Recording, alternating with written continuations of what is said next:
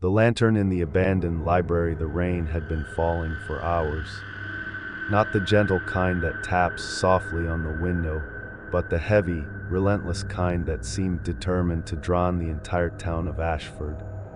Daniel Carter drove slowly down the empty road, his headlights slashing through thick curtains of rain and fog. The small town had always been quiet, but tonight it felt wrong. The streetlights flickered like dying candles, and the wind howled through the trees like something alive. He glanced at the GPS on his phone. Destination ahead, Daniel sighed. 3 days ago, he had received an email from the city archives office asking if he could help catalog books in an abandoned building scheduled for demolition. An old library.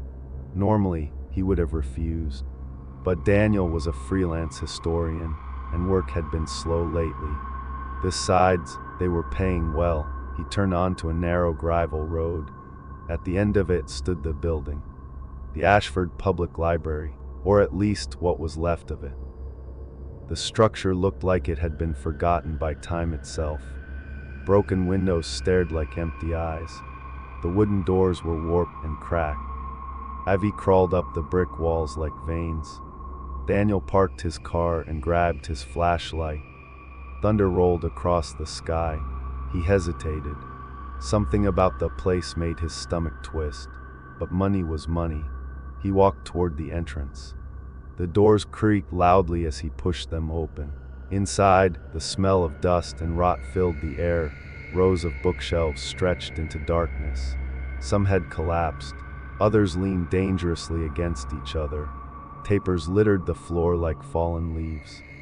Daniel switched on his flashlight. The beam cut through floating dust particles. "Okay," he muttered, "just books." He had spent his entire life around libraries. But this one felt different, too quiet. He began walking through the aisles, photographing old manuscripts and rare books as part of the cataloging process. Most of them were ruined by moisture. Then he heard something, a faint sound. Ding. Daniel froze. It sounded like a small bell. He turned slowly. The library was empty. "Hello," he called. Only silence answered. He shook his head, probably something falling in the wind. He kept working, but 10 minutes later he heard it again. Ding. This time it was closer. Daniel frowned. "Okay, that's weird." He moved deeper into the library, toward the sound. The flashlight beam swept across old shelves and broken tables until he reached the far corner of the building. There, a narrow staircase led downward. A basement. Daniel hadn't seen that mentioned in the building plans. Another soft sound echoed upward. Ding. The bell again. He swallowed. "Hello? Is someone down there?" No answer. He should have left. Every instinct told him to turn around, walk out, and drive away. But curiosity is a powerful thing. Daniel stepped onto the staircase. The wood groaned under his weight. Each step creaked louder than the last.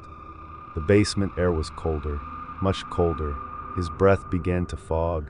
At the bottom of the stairs, the beam of his flashlight revealed something strange. More bookshelves. But these were different, old, ancient, leather-bound volumes covered in dust. This section looked untouched for decades. Daniel walked slowly between the shelves, and then he saw it. At the center of the room stood a small wooden table. On it rested a lantern. The lantern glowed with a dim red light. Daniel stared. That shouldn't be on. He stepped closer. The lantern flame flickered unnaturally, casting long shadows across the walls. Beside it sat a book, thick, black, bound in cracked leather. On the cover were words scratched in faded ink. The midnight register. Daniel felt a strange chill crawl up his spine. He opened the book. Inside were names, hundreds of them, each written carefully in black ink. And next to every name, a date. He flipped through more pages. The dates stretched back decades, even centuries. Suddenly, ding, the bell rang again loud. Right behind him, Daniel spun around. No one was there. But something had changed. The lantern light had grown brighter, and another name had appeared in the book. At the very bottom of the page, written in fresh ink, Daniel Carter. Next to it, Tanet's date. His heart stopped. That's impossible. He stepped back. The lantern flame suddenly flared, and the temperature dropped sharply. Then he heard it. Footsteps, slow, dragging footsteps, coming from the staircase. Daniel turned his flashlight toward the stairs. The beam shook in his trembling hand. Something moved in the darkness above. A figure appeared. Tall, thin, wrapped in a black, tattered robe, its face hidden beneath a deep hood. In its skeletal hand, it carried a small bell. The bell rang again, ding. Daniel's voice came out as a whisper. "Who are you?" The figure didn't answer. It simply stepped down into the lantern's red light, and Daniel saw its face, or what was left of it. A skull, empty eye sockets glowing faintly green. The creature tilted its head, then slowly lifted the bell and rang it once more. Ding. The lantern flame turned blood red, and the pages of the midnight register began flipping wildly on their own. Daniel tried to run, but the basement door slammed shut. Behind him, the bell rang again, closer, closer, and a whisper filled the room. A whisper that seemed to come from every direction. "Your name has been written." The lantern light flickered violently, and Daniel realized something horrifying. The library hadn't been abandoned. It had been waiting for the next name to be written in the midnight register, and tonight that name was his. Daniel's heart pounded so loudly he could hear it echoing in the cold basement. The robed figure stood at the bottom of the stairs, unmoving, its skull face tilted slightly, as if studying him. The small bell dangled from its skeletal fingers. And then it rang again, ding. The sound vibrated through the room like a ripple in still water. Daniel stepped backward until his legs struck the wooden table. No, this can't be real," he whispered. The creature slowly took another step forward. The lantern's red light flickered across its robe, revealing stains that looked disturbingly like dried blood. Daniel glanced at the book again. The midnight register, his name still sat at the bottom of the page, fresh wet, as if it had just been written seconds ago. "Why is my name there?" Daniel shouted. His voice trembled. The robed figure finally spoke. Its voice was not loud, not deep, but thin, dry, like pages of an ancient book turning in a silent room. "Because you were called." Daniel felt a chill crawl through his bones. "I didn't call anything. You entered," the figure replied. Its hollow eyes glowed faintly green. "You opened the door." The bell rang once more. Ding. Daniel suddenly realized something. The names in the book, they weren't random. They were all people who had died. People who had come here, to this place, to die, Daniel whispered. The figure nodded slowly. For generations, the library had chosen. Daniel's mind raced. This building was abandoned. Not abandoned, the creature said. Forgotten. The lantern flame suddenly surged higher. The shadows on the walls twisted like living things. Daniel felt panic rising in his chest. "Who are you?" he demanded. The creature lifted the bell slightly. "I'm the keeper of the register." Daniel stared at the book again. "So this is some kind of death list." The keeper shook its skull slowly. "No, it is a record. Every soul that enters the midnight library." Daniel felt his throat tighten. "And once your name is written," the keeper finished the sentence, "you never leave." The words echoed through the basement like a sentence being pronounced in a courtroom. Daniel turned and rushed toward the stairs. But the moment his foot touched the first step, the lantern exploded with red light. The staircase vanished. Not collapsed, vanished. In its place stood a tall bookshelf that hadn't been there before. Daniel froze. "That's impossible." The keeper began walking toward him again, slow, unstoppable. "You cannot leave. Not after the bell has rung." Daniel's breathing became rapid. "There has to be another way." The keeper stopped beside the table. Its skeletal fingers gently touched the midnight register. "There is one." Daniel's eyes widened. "What?" The keeper slowly turned the page. Hundreds of names stared back at him, each with a date. But some names had something else beside them, a mark, a dark red line drawn through the ink. "What are those?" Daniel asked. "Those are the ones who tried to escape." Daniel felt hope rise then quickly die. Tried, the keeper nodded. They failed. The lantern suddenly flickered violently. A cold wind rushed through the basement, and Daniel heard something horrifying. Whispers, dozens of whispers, coming from the bookshelves. He turned his flashlight toward them. The books were moving. Their pages fluttered open as if invisible hands were flipping through them. From between the shelves, shapes began to appear, translucent shapes, human shapes. Faces formed in the darkness, pale, hollow, terrified. Ghosts. Daniel stumbled backward. What are they? The readers, the keeper replied calmly. Every soul recorded in the register remains here. The whispers grew louder. Help us. Don't let it write your name.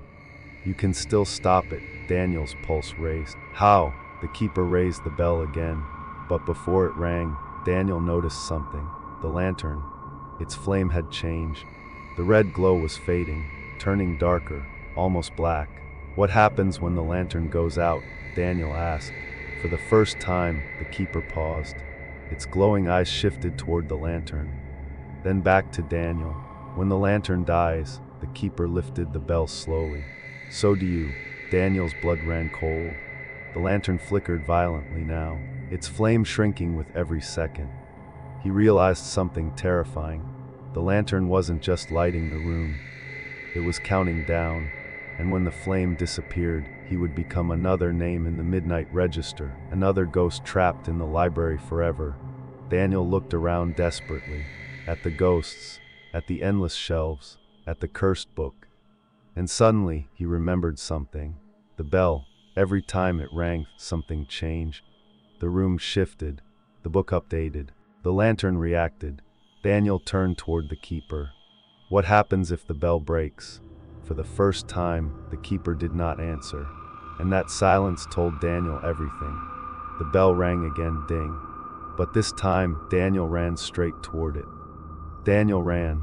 The sound of the bell echoed through the basement like thunder trapped inside stone walls. Ding. The keeper lifted the bell again, but Daniel was already moving.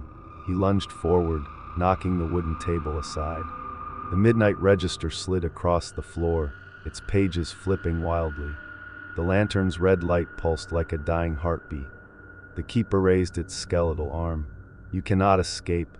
Daniel ignored the voice. He grabbed the bell. For a brief moment, the room fell silent. The metal felt ice cold in his hands. The keeper froze. For the first time since Daniel had seen it, the creature did not move. Its hollow eyes burned brighter. Return it, the keeper whispered. Daniel stepped backward. Or what? The ghosts behind the bookshelves began whispering again. Break it, break the bell. Free us. Daniel's hands trembled. What happens if I destroy it? The keeper's voice became sharper. You will destroy the balance. Daniel laughed nervously. What balance? This place is a prison. The lantern flickered violently.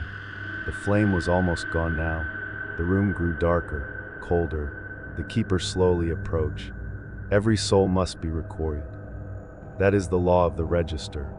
Daniel shook his head. No, this isn't law. This is a curse.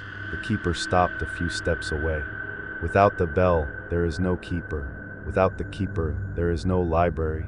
Daniel looked around. The ghosts were everywhere now. Dozens of pale faces floating between the shelves. Some crying, some staring, some reaching out to him with transparent hands. How many people died here? Daniel asked quietly. The keeper did not answer. Daniel looked down at the bell again. It was small, old, cracked with age. A single hard strike could shatter it. The lantern flame flickered again, almost gone. You're running out of time, the keeper said. Daniel's mind raced.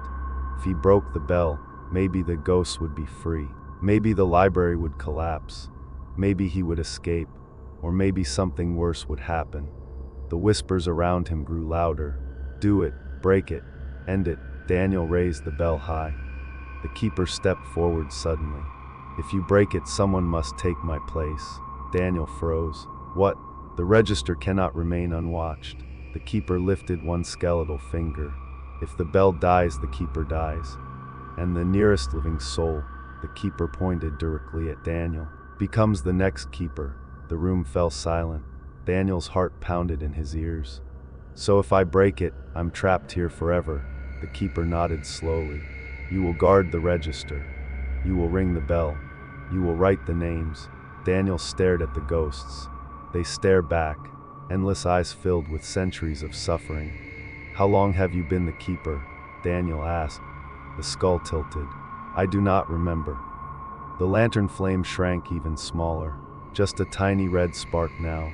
Daniel suddenly understood something. The keeper hadn't chosen this. Someone before him had broken the bell, and the curse had passed on, generation after generation. Someone always trapped here. Guarding the midnight register, the whispers became desperate now. Please, free us. Daniel closed his eyes.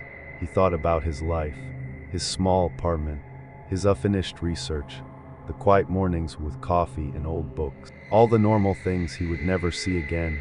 He opened his eyes slowly. The keeper was watching him, waiting. Daniel sighed. Someone has to end this. Before the keeper could react, Daniel smashed the bell against the stone floor. Crack. The sound echoed through the basement. The bell shattered into pieces. For a moment, nothing happened. Then the lantern exploded in red light. The bookshelves shook violently. The ghosts screamed. The midnight register burst open, its pages tearing free and swirling through the air like a storm of paper. The keeper staggered backward. Its bones began cracking. You fool! The skull split apart. The robe collapsed to the floor, and the keeper was gone. The ghosts began dissolving into mist, one by one, hundreds of trapped souls finally fading away. The library walls trembled. Dust rained from the ceiling. Daniel laughed with relief. It worked. But then he felt something strange, a cold weight in his hands. He looked down. The broken pieces of the bell were floating, slowly, reforming. The metal fused together, cracks sealing themselves. The bell was whole again. Daniel's stomach dropped. No, the lantern reignited. But this time, the flame burned black. The midnight register floated back onto the table.